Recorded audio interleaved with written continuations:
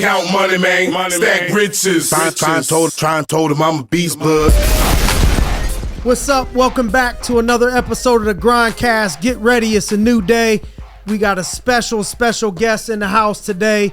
Trying to play it cool, but I got to be real with you, man. I'm super excited to have you in the GRINDcast studio today, man. It was a dream come true for you to say yes to coming on to the podcast today. So we got James Deebo Harrison in the house, former Pittsburgh Steelers All-Pro linebacker, 5-time All-Pro, 2-time Super Bowl champion, current Steelers record holder with 80.5 sacks, I believe, the most sacks out of any Steeler, 15-year NFL vet, and then one of the famous plays that he's known for is the interception, 100-yard interception return in the Super Bowl, arguably one of the greatest Super Bowl plays, definitely defensively, of all time.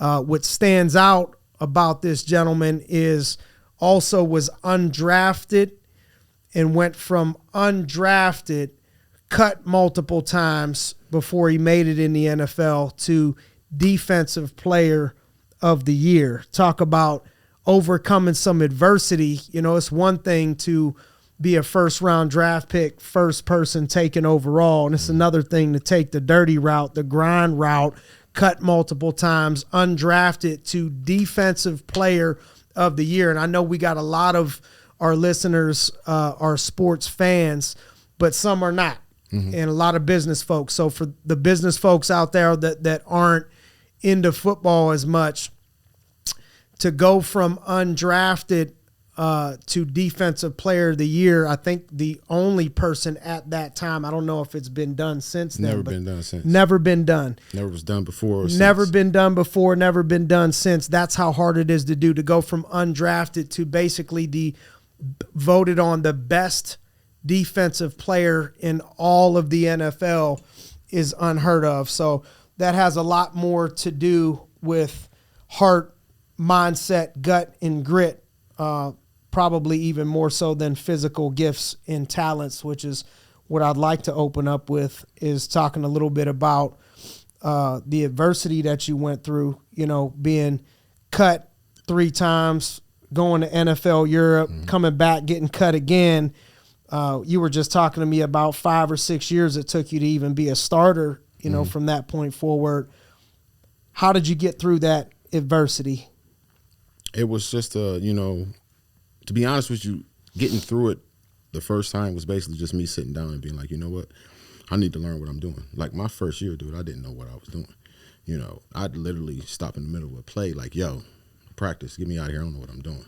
Because they start motioning, and in Dick LeBeau's defense, dude, it is hard. You change, you get motioning enough, you go from just free blitz to you're covering somebody man to man, you know.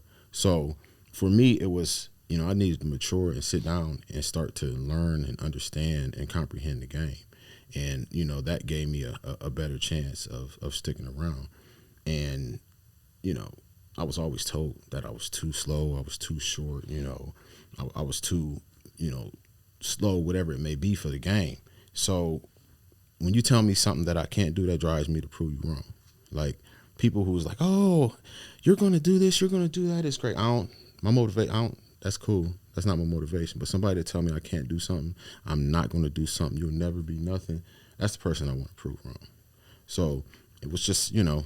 How often did you hear you were too small, too slow? When did you start hearing that? I started hearing that as soon as the draft started. Like as soon as, you know, they started, you know, we'd like a little more size. You know, the prototype linebacker that they wanted then was, you know, 6'3", 250.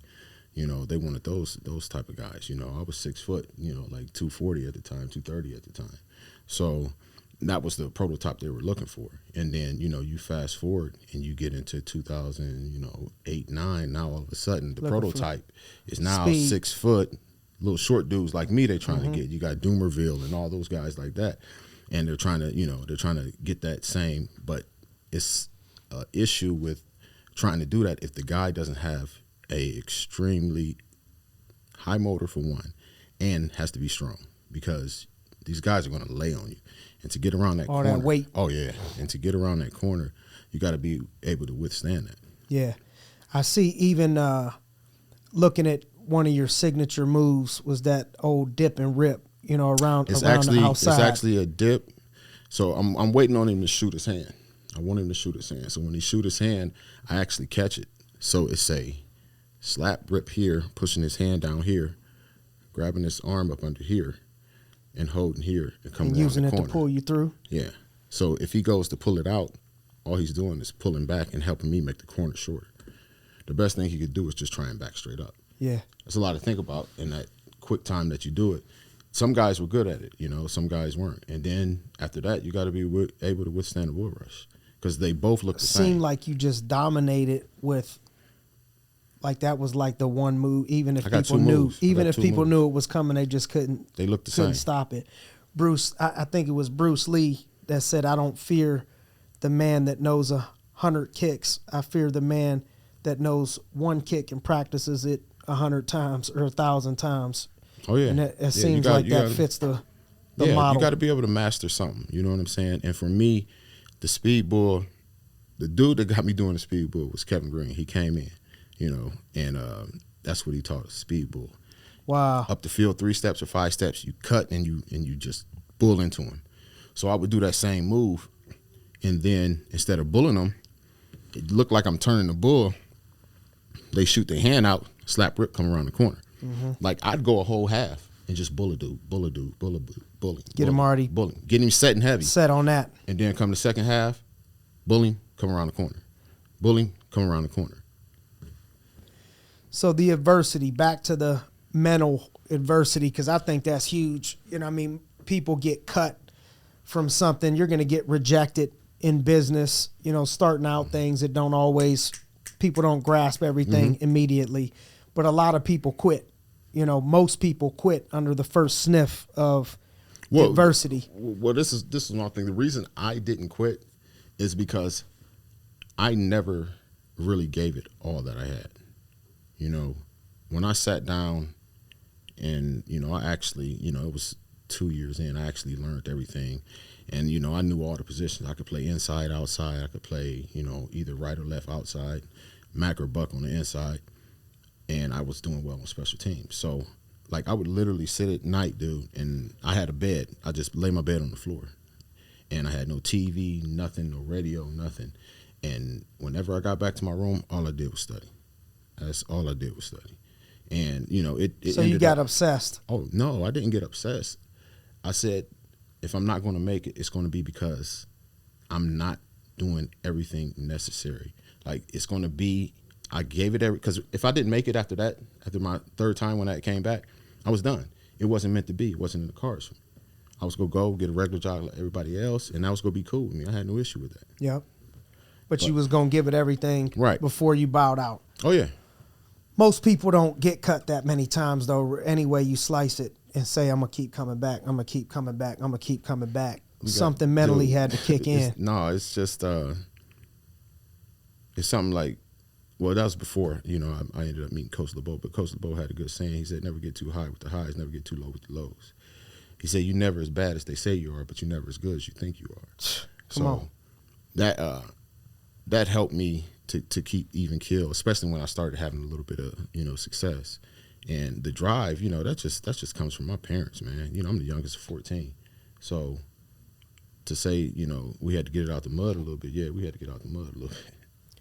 I know your mom has, from what I understand, impacted you greatly. I think I saw an interview where, they was talking about the mean you're talking about look football. and the attitude, and I forget, they said, did that come from a spirit of, the Steelers greats, linebackers, and you said, no, that come from my mom, Yeah, I said that's where I learned that from. From Mildred and James Harrison. Yeah. So what things did you grab from your mom? What impact has she made? My dad was a big guy about work, and he was an extremely hard worker.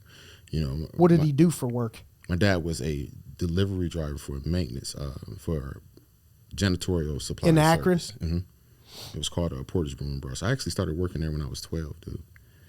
I would get off from school, 7th grade, ride the bus, go down, clean up the offices, and he'd take me back home because he'd be coming in, finishing, and that was actually my first job. But I think I worked there until I went to college, dude. Like, so hard work was nothing. Like, coming in, buffing and scrubbing floors, like I was doing that, 13, 14 years old with Yep. it, and that was just work ethic, even after hours. So you got the work ethic from your dad? No question. No doubt about it, dude.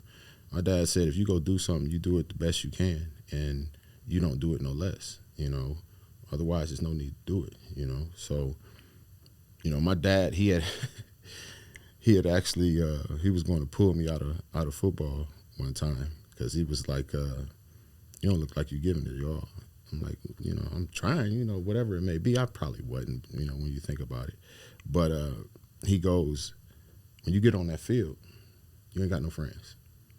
You treat everybody the same, like they your worst enemy. You give them everything you can on that practice field. When you get done off that practice field, you can be their friends again. But when you're on that practice field, you're on that game field, you ain't got no friends. So that's really how I started to approach the game. Where did he play sports? My dad growing played like a little sports in high school, but my dad was born in 1940, back in the G, so a little different then. Yep, big time. Yeah. So you got the work ethic from your dad, and then what things would you say you got from your mother? I got work ethic from my mother too. It's a combination. My mom and dad, were together 40 plus years before my dad passed in 2016. But everything that is me is them. You know what I'm saying? Everything that you see here is the coordinated, parenting of them, and the work ethic that they instilled in me. A lot of people, they go and they see me with my mom, they're like, oh, you look just like your mom, you're a mom. But then as soon as they see me with my dad, they're like, oh, no, he spit you out. Yeah, he did. How much of this success that you've had in the game was skill versus will? Like, what percentage would you say was, man, I did have some special gifts? Because you don't get that far without having some gifts. Just like you was over here telling me it wouldn't have mattered if I'd have had another year or not of eligibility in high school based off of what I got. Based where you at right now, baby. Wouldn't matter, right? No. So for me, what a lot of people don't know is I had some skill. I got into a little bit of trouble when I was in high school. So originally, I could have went anywhere I wanted. I had offers from, Ohio State to Nebraska, Notre Dame, all that. But I was facing 6 months jail time in my last, part of my senior year. So a lot of schools dropped out, and I was left with, Kent. And, they was like, we still want you. So that's where I went. And then when I got there, the coach that brought me in ended up getting fired. So at Kent. Mm-hmm. Who brought you in at Kent? Corrigal. Okay. He brought me in at Kent, and then I was ineligible because I had to do a prop. My grades wasn't good enough I messed my prop up. And then they ended up firing the coach and bringing in a different coach. Man, you really did have the long route. Dude, Dean the Pease, hard route. They brought in Dean Pease, who's the D coordinator for, well, actually, I think he just retired from Atlanta, but he was D coordinator for Baltimore, the Ravens. That same team. New England. And he was the head coach. He was D coordinator at Michigan State. So he was actually one of the dudes that were recruiting me at that time. But when he ended up getting to Kent, he didn't even know I was there. It was one of my friends' dads was like, yo, you got somebody here that is probably one of your best players, but you ain't got him on the team. And he ended up, because I was out of football. Like, I couldn't do nothing with him for 2 years. So I only got to play 3 years. And he's like, well, who is it? He's like, James Harris. He's like, well, shit, I kind of remember the name. So I end up going in there and meeting with him. And he's like, well, man, what a game changer right there. He's like, you got to get Imagine if that conversation didn't happen. Hey, listen, man, everything happens for a reason. No doubt. Yeah. And the crazy part is, my friend, he was actually supposed to go to Pitt, but they took away his scholarship and probably gave it to somebody else. And he ended up going to Kent. That's the only reason he was there. Wow. Yeah. Like, wow. It's a whole chain of events that, had to go through for me to be where I'm at right now. You've been in a lot of locker rooms And, I've been in some locker rooms. I've never been in an NFL locker room, but I've been in a high school and a college locker room. And I know as a former captain myself, I knew how to bring people together and how to click with people from all different demographics. But out of 50, 60, 100 people on a team at any given time, not everybody's always going to get along or be your favorite person, out of 80, 90, 100 people. How do you think y'all were able to, what advice would you give to somebody that's in a locker room that has, people in that locker room? We got to bring people together. We got to have everybody united, but maybe not everybody is 100% getting along all the time, or not everybody's your best friend. How do you still bring that together? So in the NFL, it's a little different because you go through a whole process of, you got interviews. You're trying to find out what type of personality they are. Even though they're great players, you got to make sure that this is the type of person that you want in your locker room. Fit your culture. Right. It's not going to be a cancer to your locker room. So for me, when I got to Pittsburgh, the OGs was, Joey Porter and Jason Gilden. And I was a practice squad dude. But you wouldn't be able to tell because they treated me just like the rest of the fellas. It's like, hey, we're going here, we're doing this. We're going to be here doing this. Come on out. And even when I went out, like, they looked out. I ain't paid for nothing. You know what I'm saying? So I think it's your older players who are there and know what it takes to keep that bond going and keep building that, and not letting different individuals be individuals, and you buy into the team concept. You buy into the roles that are given. And to be honest with you, nowadays you have nothing like that. Like the locker rooms, I mean, you can look at social media and see that right now, that it's not really that big of a buy-in where you have whole teams that are just together. Like when we went out, it was 25, 35 guys at one place. Offense, defense, starters, non-starters, it didn't matter. The relationships. Oh, yeah. The bonds. Mm-hmm. You think these, like the Chiefs, or teams like that, do you think they have some of that? Oh, definitely. You have to have. You some have of to, that. right? Yeah, to win at that level. You can't have guys out there to just totally hate each other and they're going to just go out and make it work when it's time to make it work. No doubt. I mean, you'll be able to do enough, but I don't think you're going to win championships with that. Without the bonds mm-hmm. in the team together. Mm-hmm. What people stand out to you that have made a difference in your life as far as coaches go? What, from middle school all the way through your NFL career, anything stick out about certain things you've learned from certain coaches? Well, the biggest two that stick out for me is Keith Butler, who was my linebackers coach, and Dick LeBeau. Where at? Here, Pittsburgh. Mm-hmm. Best linebacker coach I ever had. The understanding and knowledge and how to explain it to you so that you could go out there, get it done, understand it, grasp it, and put it into action. Dick LeBeau, greatest mind, defensive mind that I have ever seen in the game, if you ask me.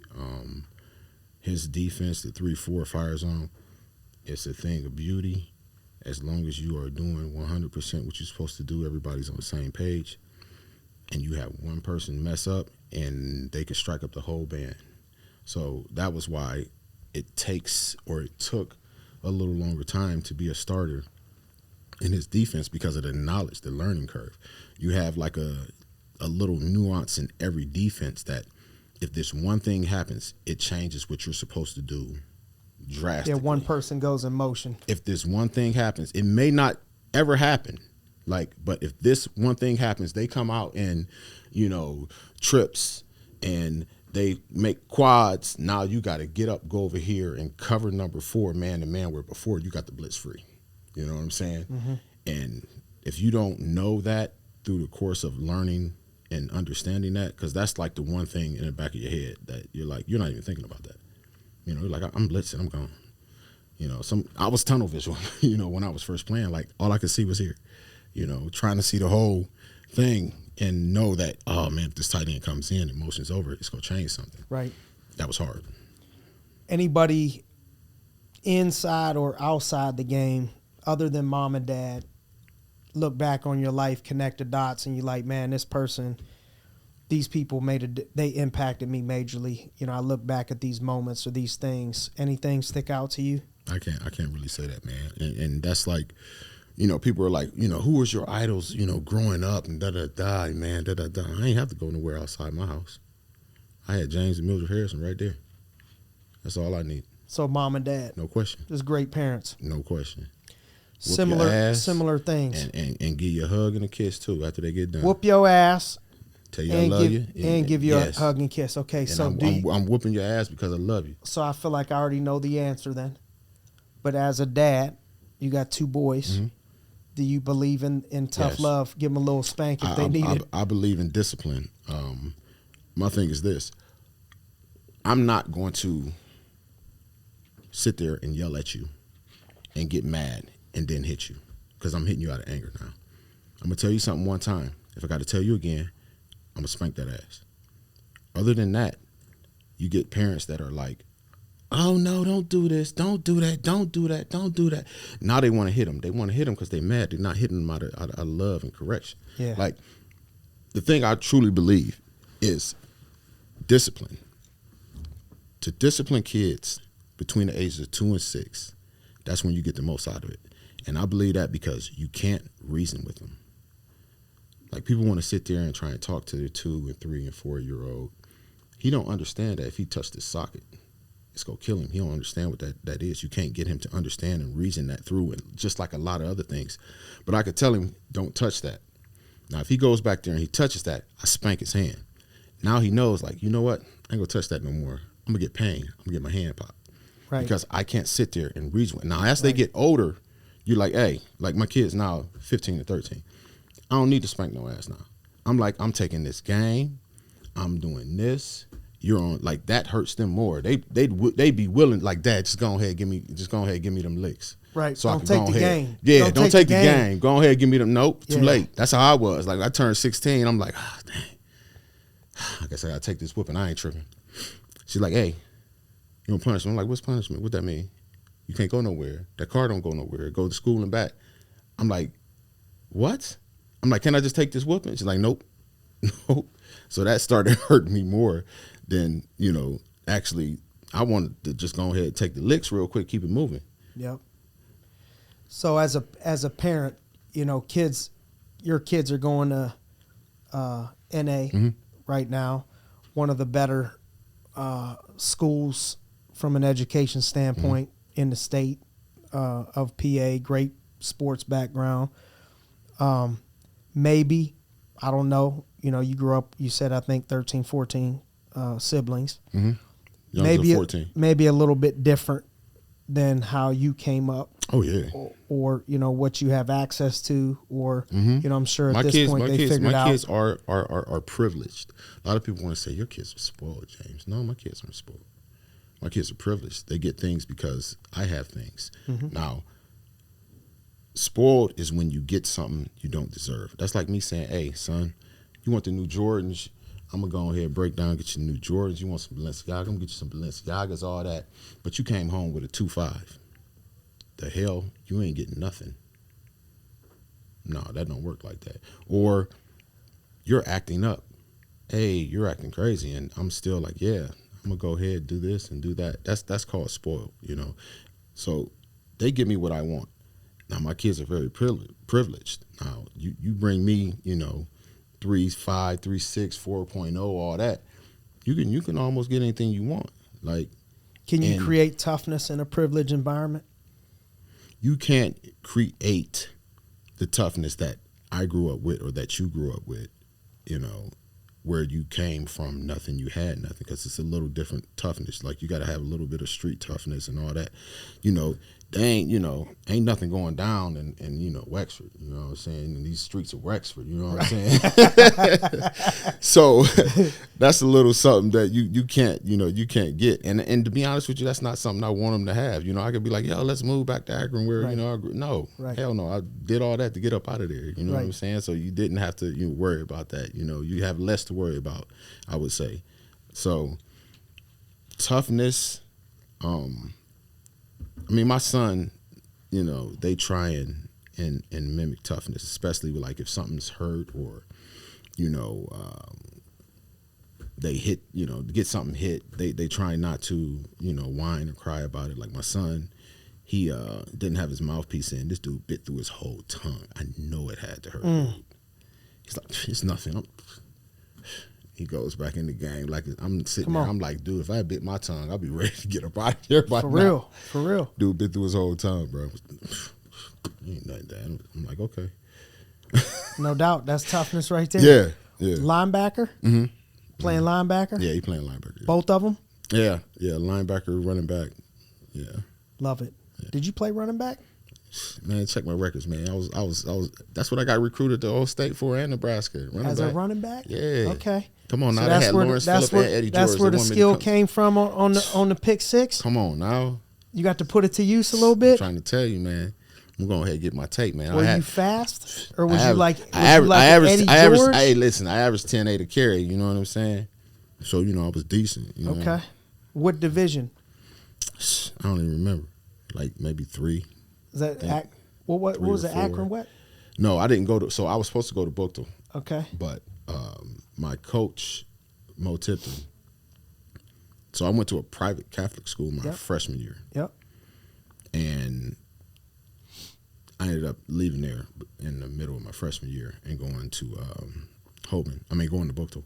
The coach from there ended up leaving and going to Coventry. He came and got me from Bookville and brought me to Coventry. So you went to Coventry? Yeah, so that's when they started like open enrollment. And okay. Yeah. Hoban's killing it right now, ain't they? Dude, I think they just lost, but they was winning state titles like back to back. Yeah. You know why, right? Why? Coach is from the Yo. He from where? From Youngstown. Nah, that ain't why, man. Mm-hmm. Yeah, it is. Look at the coaching tree from Youngstown. Bunch of stud coaches from Youngstown. I'm gonna check it out then. Go ahead. Best leaders you've been around in the game that stick out to you from a leadership standpoint. High school, college, players, coaches. When you think leaders, anybody. Well, like I said, I got to go to my OGs. You know, I got to go to Peezy, Joey Porter, Jason Guild. I got to go to the guys that was in my room. That were What sticks out to you that made them great leaders? They brought everybody together, no matter what it was. You know, it's a coordinated effort for a team. You know what I'm saying? Bonding, building. What did they do to build those bonds, relationships? We spent more time outside of football. Time outside of the game. Yeah. Time outside of football, with each other. Then sometimes, I did with my family, bro. Like, real talk. Like, you spend, whatever, 8-9 hours, and then you go, hang out for another 3-4 hours. You go home. By the time you get home, you just sleep, and you're up and back out. No doubt. Hours during the season. What does a season look like? For somebody, man, it looks fun and games. To play in the NFL. It depends on the person and what they do. So. What do you think it takes to be successful at that level from a in season standpoint? You got to put in the work, dude. That's all there's to it. What time you start and what time you getting done. For me personally, from recovery to film to practice. For me, I'm up at 4, and I'm to the gym by 5. So I like to work out before we start anything. And then, you start doing your meetings. You do your meetings. So you've been doing that? Because I know you do that now. I get up at 3 now, yeah. You get up at 3 now? Yeah. 3 a.m. Huh? What you doing at 3 a.m.? I'm doing everything I need to do before the sun rises. So I got to get up, got to take my supplements. I got to read my Bible. Love it. I got to do some little work on the computer, and then I shoot out of there and try and get to the gym by 5 o'clock. You know what I'm saying? And if I don't have a lot of other stuff to do, then I'll get there at 4:45 or something. If I got other stuff to do, I may come later. Love it. 5:30. Why do you like doing it? I do too. Because Why do you I have like nothing doing it so early. Because there's nothing that can pop up and get in the way. You can't. Oh, we moved the meeting. Oh, this happened. Some emergency with the kids or something. They're asleep. It ain't no banks, ain't nobody running no clock. Ain't nothing starting till 8. Right. Can't nothing change. So between that, that 3 and that 7, it's nothing that can interrupt me. What time do you get to bed? It depends. Sometimes I'm dead tired and I'm going to sleep at 7:30, 8 o'clock. Sometimes I'm 10, 11, back up at 3. It just really depends. Average hours of sleep? 4 to 6. Now it's probably more like 5 to 7. Okay. When I was playing though, it was easily 4 to 6. You run good on that? You feel good, rested, all that? Well, I take some I take the nerve off. And when I pop up, it's like I don't care if I sleep 4 hours. Love that stuff. Yeah, bro. I don't care if I sleep 4 hours. Don't taste good, but that's Yeah. fine. It gets I the dry results. scoop it. I dry scoop 2 or 3. Depends on. Chase it with water at night. Mm-hmm. Yeah, After workouts too. love it. To bring. I down. get great sleep on that. Yeah. I'm empty on it, by the way. Yeah, I got you. Other than the Super Bowl pick that everybody knows, I think most Other people favorite you talking know. about? Slamming the Browns fan. I'm a if Browns fan. That's all right. Everybody got their faults. If I had knew that they wasn't gonna do nothing to me, I'd have put a little more into that one. Slamming the Browns fan. Man, I threw his arm. How did that behind go his back down? and So out of everything. all the things, not even a play. This is your, and I got some of my dogs. Like most of my dogs are Steelers fans. Like in Youngstown, it's split. Mm-hmm. Browns and Steelers. Yeah. Most of all my friends I grew up with are Steelers fans. So I've been taking them to Steelers games. We get a row because most of my friends never went to a game at all, professional game. So we started that almost 10 years ago. We get a whole row and we go watch a Steelers game. Most of them are Steelers fans, and they love getting on me any chance they possibly can. So they're going to love this answer that your favorite, it wasn't even a play, was slamming a Browns fan. Yeah. How did that go down? Well, what happened? Where was it at? It was in Cleveland, In Cleveland. Yeah. That's just disrespectful. And dude had just ran out on the field, and Ron Haynes was sitting at the tail, and when dude came running, he kind of took off a little bit, like he was running away from him, so I had to go get some of our street credit back, you know what I'm saying? And he was bouncing back towards us, and I'm like, yeah, I'm about to go out here and just slam him real quick. I'm going to hold him down, wait till the police get there. So I picked him up, and I slammed him, and I started to throw his arm behind his back, but I'm like, no, I might hurt his arm. Like the police? Yeah. I started to give him all that, right? He was like, I'm about to get fined again now. I said, I'm going to throw him down. I hadn't got fined ever before that. Oh, is that where it all started? No. Hell, I didn't get fined for that. Okay. Not at all. They got him for criminal trespass. Felony. They said felony trespass and some shit like that, yeah. So I'm like, all right, I'm gonna hold his arm in front of him. So then he grabs my face mask. And he's like, he looks up. He's like, oh, I got your ass now. He had to be hammered. Dude, he was grabbed gone. him by the face mask and said, I got you now. He said, I got your ass now. Oh, my It's God. like, okay. So I took this forearm, and I had his hand here, and I just started pressing my hand down into his throat. And by then, the police came, and they started grabbing him.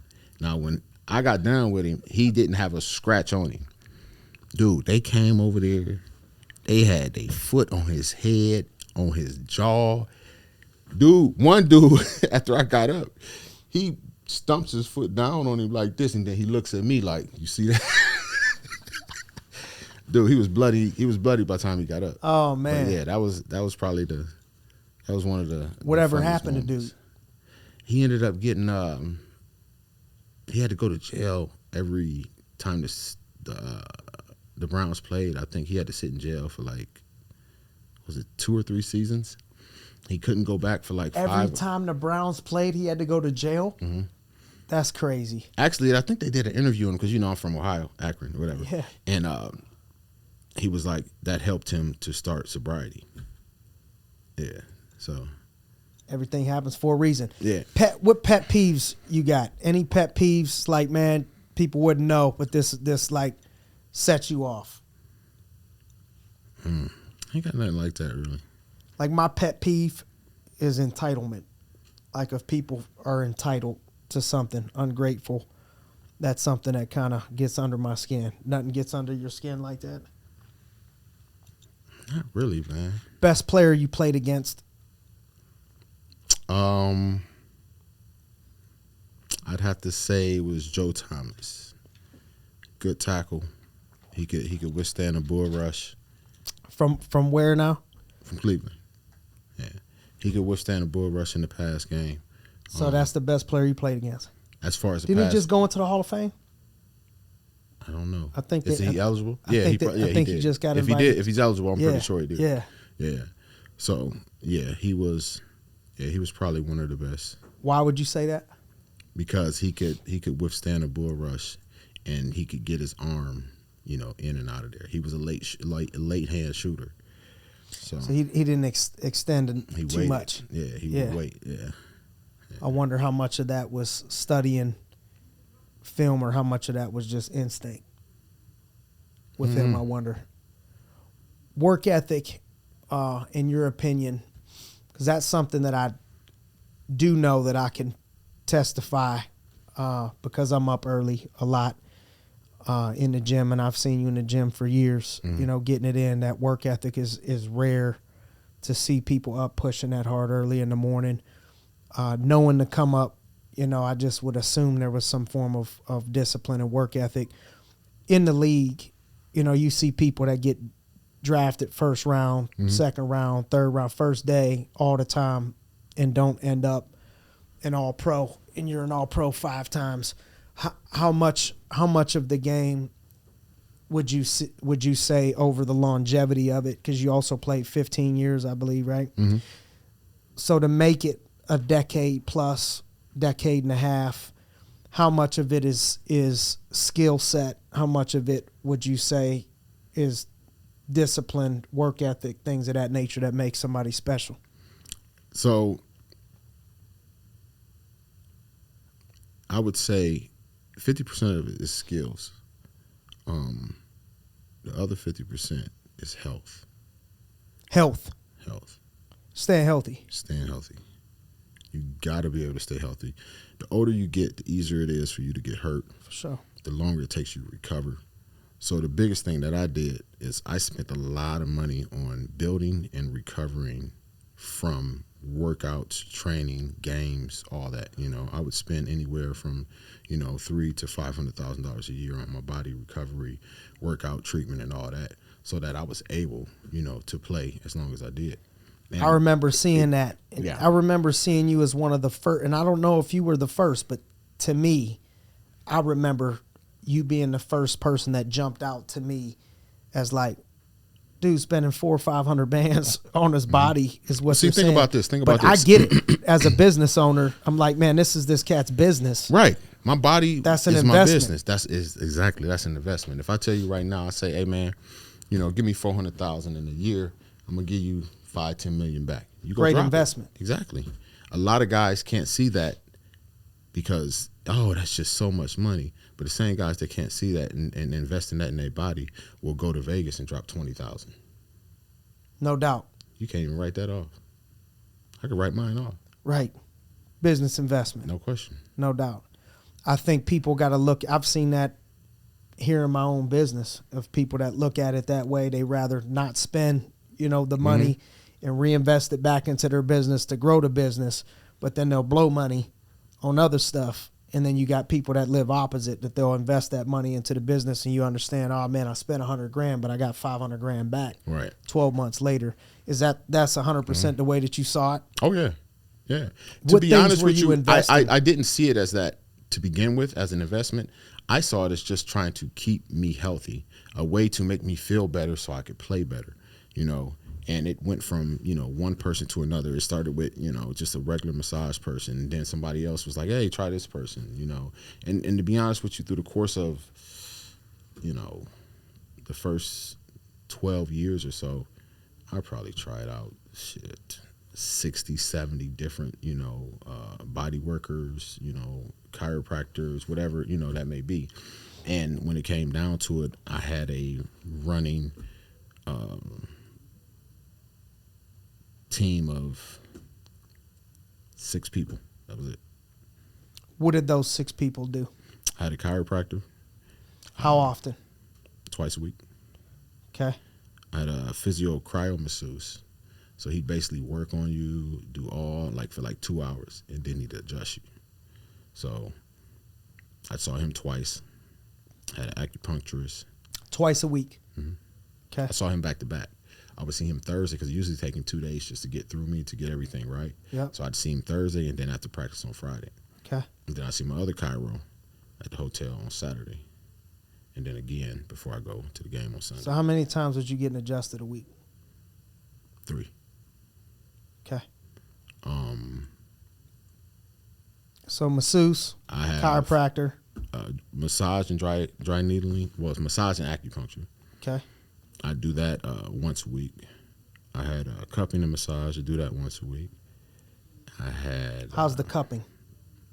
You think it helps hurts? loosen up the fascia? Yeah. Okay. Oh yeah. Especially anywhere where you like, I haven't done the cupping. Oh yeah. It hurts. Good combo with massage? It hurts, yeah. Yeah. But and then dry needling.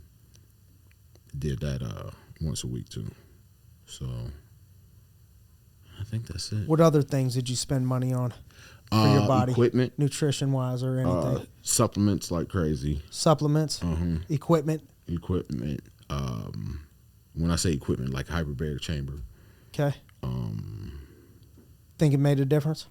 Yeah, it did. For Definitely. sure? Oh yeah. No doubt. About it. No question about Okay. it. Yeah. You still use it today? Nope. Okay. Why? Because I do something better. What? Ozone therapy. Burnett? Yep. Yeah, I love that. Yeah. Well, I was doing it before. How often?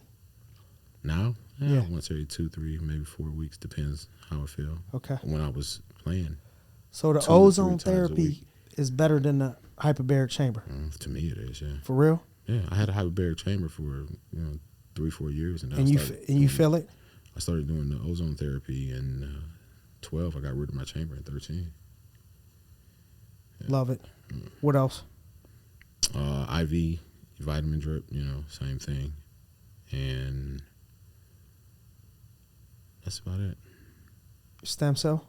Oh yeah, I did stem cells. That would be either off season or in season.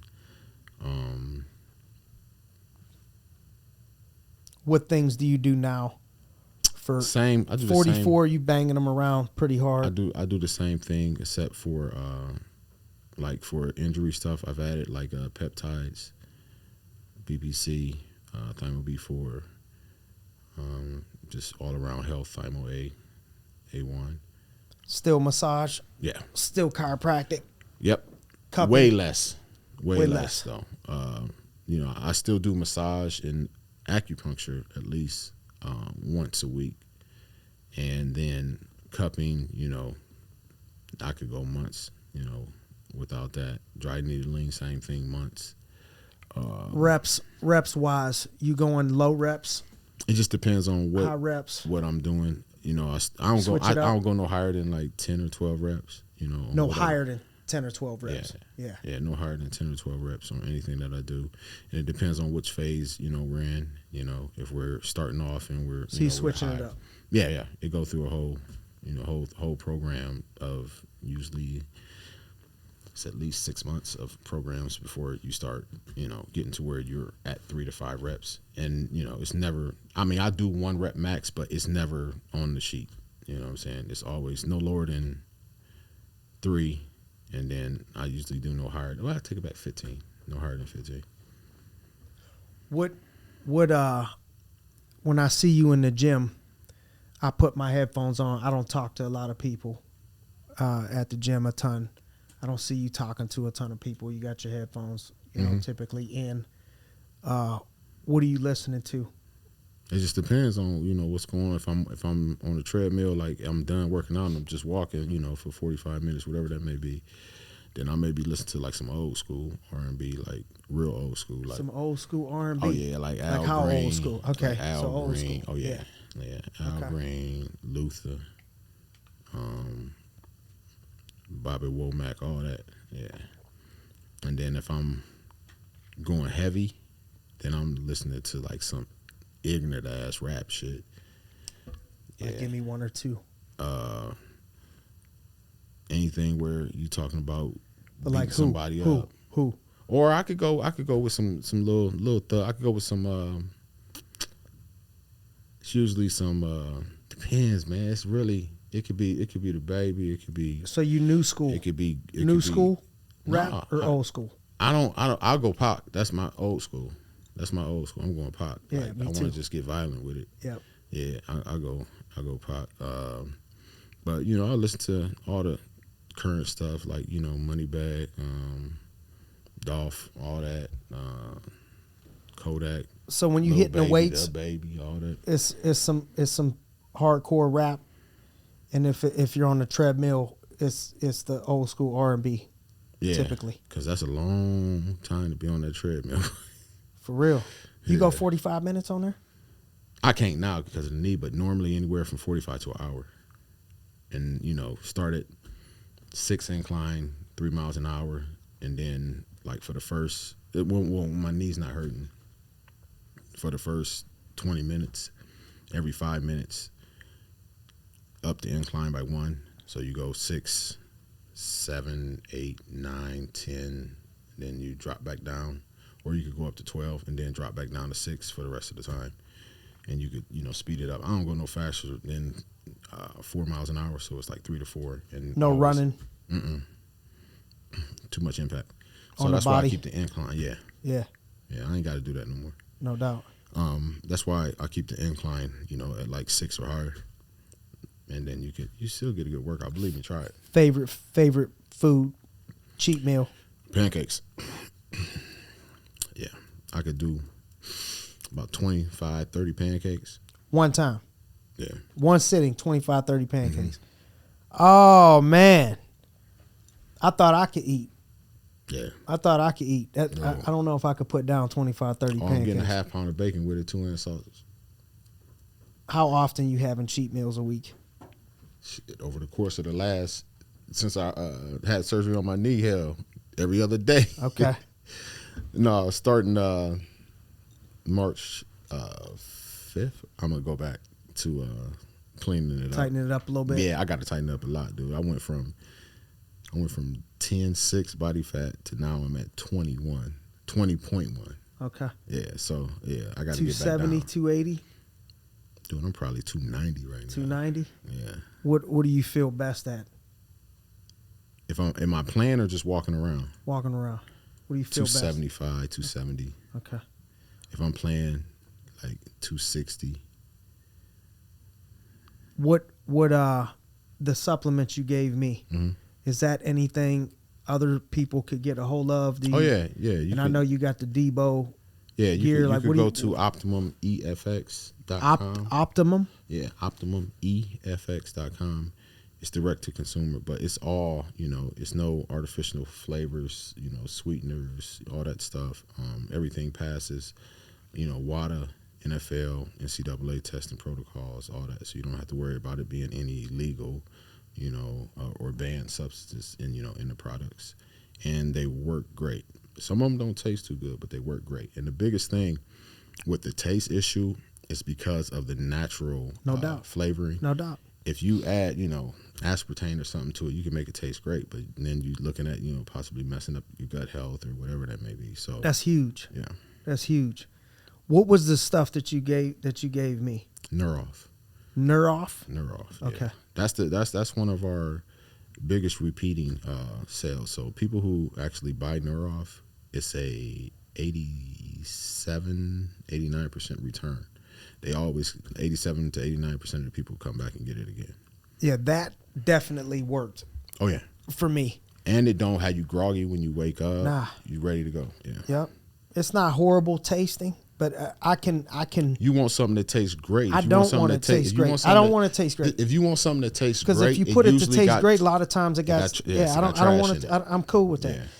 Actually, when you were telling me about it, when I had it, I'm thinking, okay, this makes me a believer in what it is that you're saying, that it's clean, because it don't taste phenomenal. But I don't eat typically all the time for it to taste Oh, no question. phenomenal. Yeah, Most you of the eat- food right that I'm now- eating is not to just taste phenomenal. It's for the benefit.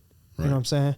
But that gives me great sleep, man. I feel rested and in recovery 100%. Oh, yeah. So I do the easy to same go to thing. bed So on when it.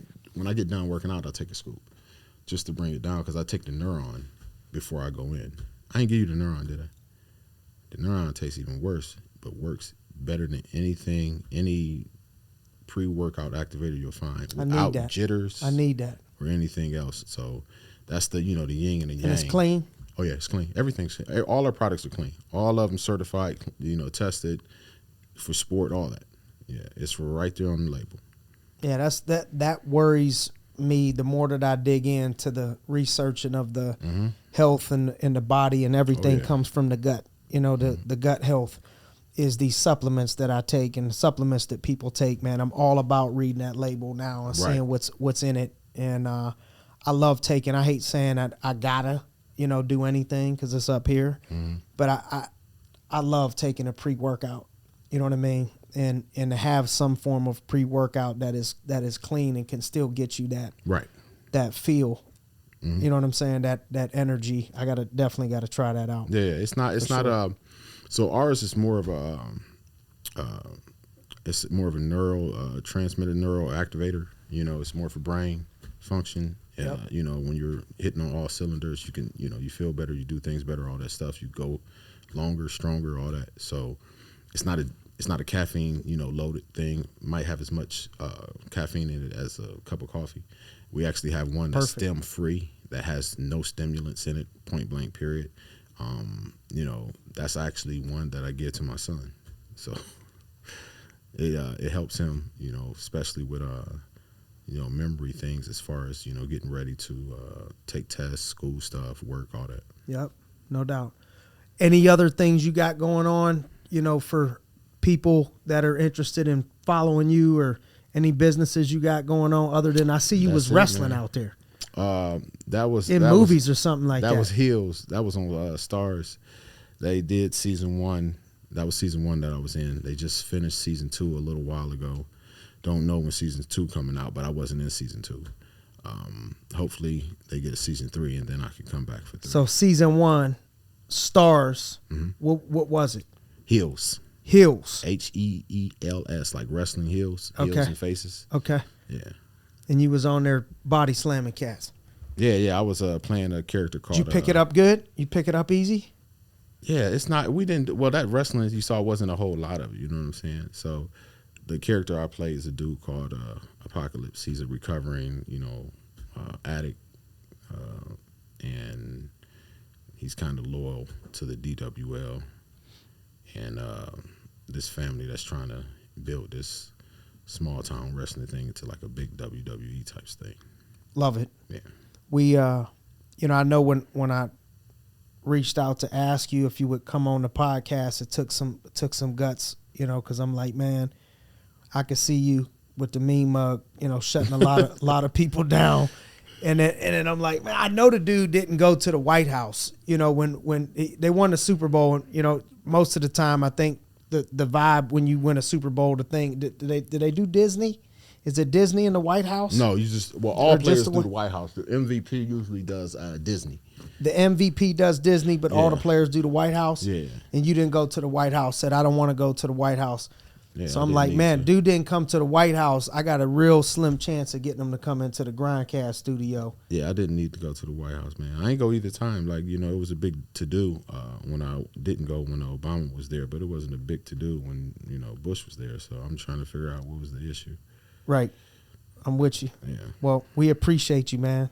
I appreciate you coming out. Thank you for having me. Spending time with us on the GRINDcast and pouring into the people, man. So we appreciate everything you do and glad to have you in the community, and love the way that you played the game, man. Even though I wasn't a Steelers fan, I was a James Harrison fan. The way that you played the game, bro. I appreciate that. So and seeing how you still move and grind and operate in the morning is inspiring. Also I love to see it. So, but thank you, man. We appreciate your time, and thanks to everybody for listening to another episode of the GRINDcast. Get ready, it's a new day.